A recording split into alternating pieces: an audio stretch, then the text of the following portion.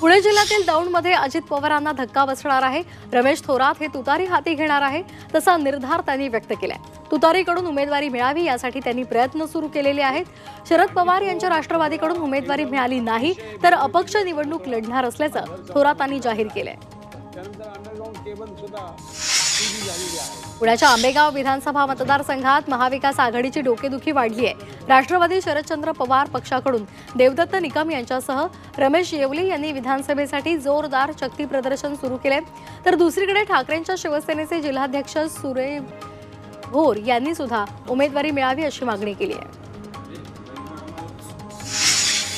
काँग्रेसचे नेते सुनील केदार यंदा विधानसभा निवडणूक लढू शकणार की नाही असा सवाल आता उद्भवलेला आहे, कारण नागपूर जिल्हा मध्यवर्ती सहकारी बँक घोटाळ्यामध्ये 5 वर्षांची शिक्षा झाल्यानंतर निवडणूक कायद्याप्रमाणे त्यांची आमदारकी त्यांनी गमावली होती। यवतमाळमध्ये भाजपच्या 5 विधानसभा क्षेत्रामध्ये पदाधिकाऱ्यांनी 3 उमेदवारांना पसंती दर्शवली आहे। त्यांची गोपनीय पद्धतीने नोंद करण्यात आली आहे। 5ही मतदारसंघात निरीक्षकांनी बंद लिफाफ्यामध्ये ही नावं घेतलेली आहेत, तर हे लिफाफे थेट प्रदेश कार्यकारिणीमध्ये उघडले जाणार आहेत। अकोला पश्चिम मतदारसंघामध्ये महाविकास आघाडीमध्ये ठिणगी पडण्याची शक्यता आहे। या मतदारसंघावर आता उद्धव ठाकरे पक्षाने दावा केलाय।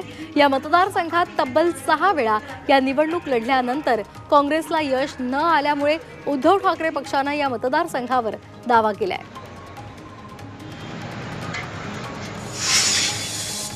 महाविकास आघाडीच्या 180 जागा येतील असं वक्तव्य श्याम मानव यांनी केले, तर श्याम मानव हे सुपारी बहादर गिरीश महाजन यांचे प्रत्युत्तर प्रत्यक्षामध्ये मतांमध्ये केवळ अर्ध्या टक्क्याचा फरक आहे असंही ते म्हणाले।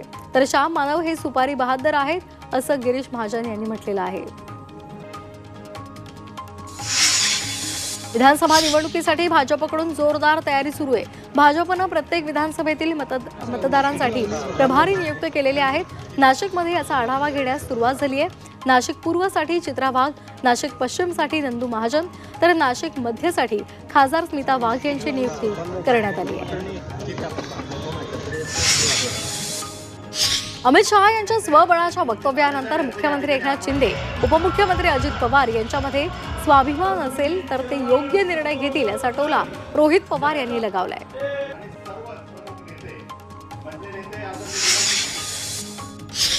नांदेडमध्ये महायुतीमध्ये रस्सीखेच पाहायला मिळते। मुख्यमंत्री एकनाथ शिंदे यांचे पीए बालाजी खतगावकर निवडणूक रिंगणामध्ये आहेत।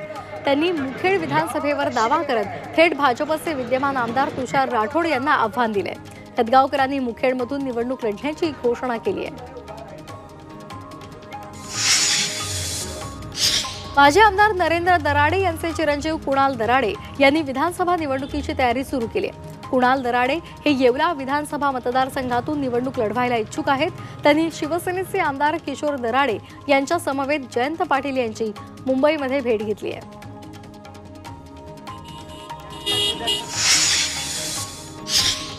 वर्ध्याच्या आर्वी विधानसभेमध्ये प्रिया शिंदे काँग्रेसकडून लढायला इच्छुक आहेत। काँग्रेसने वर्धा लोकसभेची जागा राष्ट्रवादीला दिली, त्यामुळे आता आर्वी विधानसभेची जागा काँग्रेसला मिळावी अशी मागणी प्रिया शिंदे यांनी केली आहे।